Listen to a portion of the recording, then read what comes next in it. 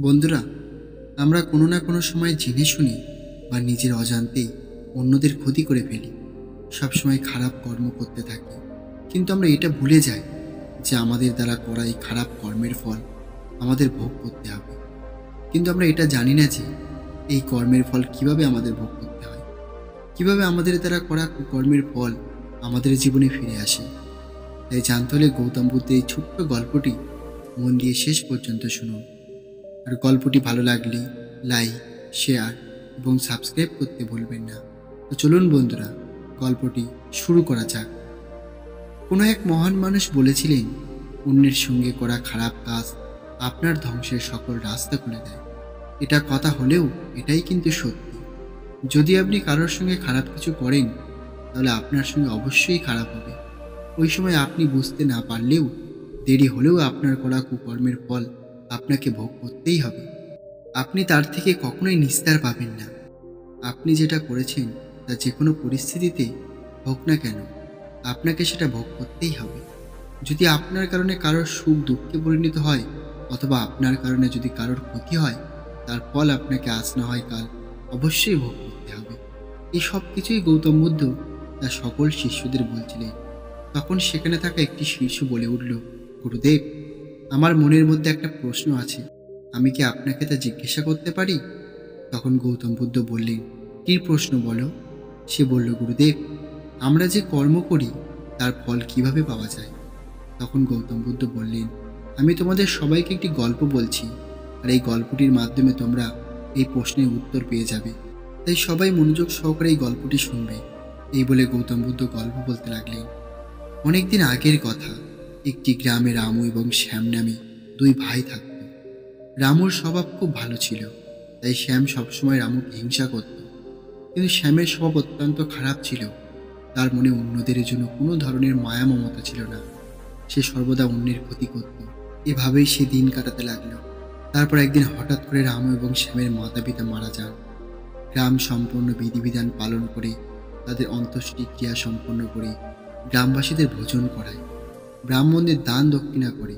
সে প্রতি বছর ওই দিনই ব্রাহ্মণদের দান দক্ষিণা করে এবং সবাইকে ভোজন করায়। কিন্তু শ্যাম এসব পছন্দ করতো না। সে এখনও রামুকে হিংসা করত। পরের বছর রামু রাজাকে ডাকলেন আর রাজার সামনে সকল গ্রামবাসীদের ভোজন করালেন। রামু ব্রাহ্মণদের দান দক্ষিণা করে, যাতে তার মাতা পিতা স্বর্গ সুখে শান্তিতে থাকেন।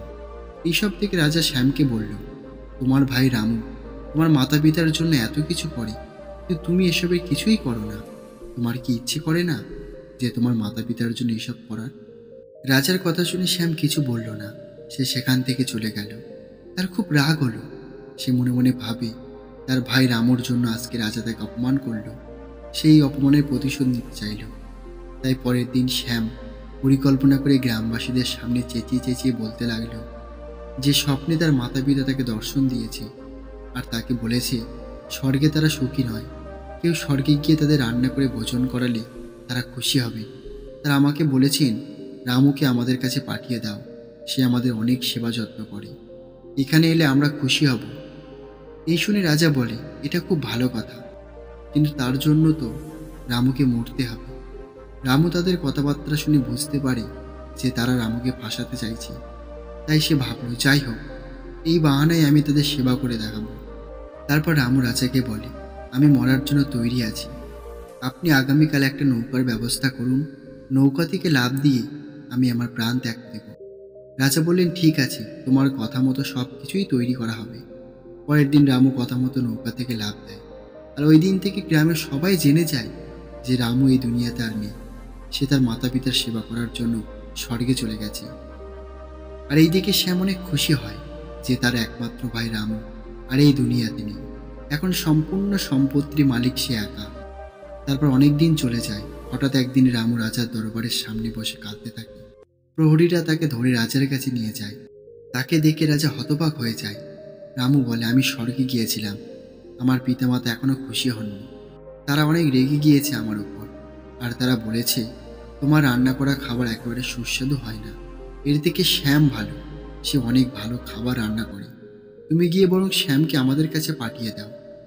তখন রাজা শ্যামকে ডেকে বলে যে তোমার ভাই তোমার মাতা পিতার জন্য অনেক ত্যাগ করেছে, এখন তোমার পালা। তুমি কি তাদের জন্য কিছুই করতে চাও না? শ্যাম না চাইলেও শেষ পর্যন্ত তাকে এই কাজ করতেই হলো। পরের দিন সবকিছু তৈরি করার আদেশ দিলেন রাজা।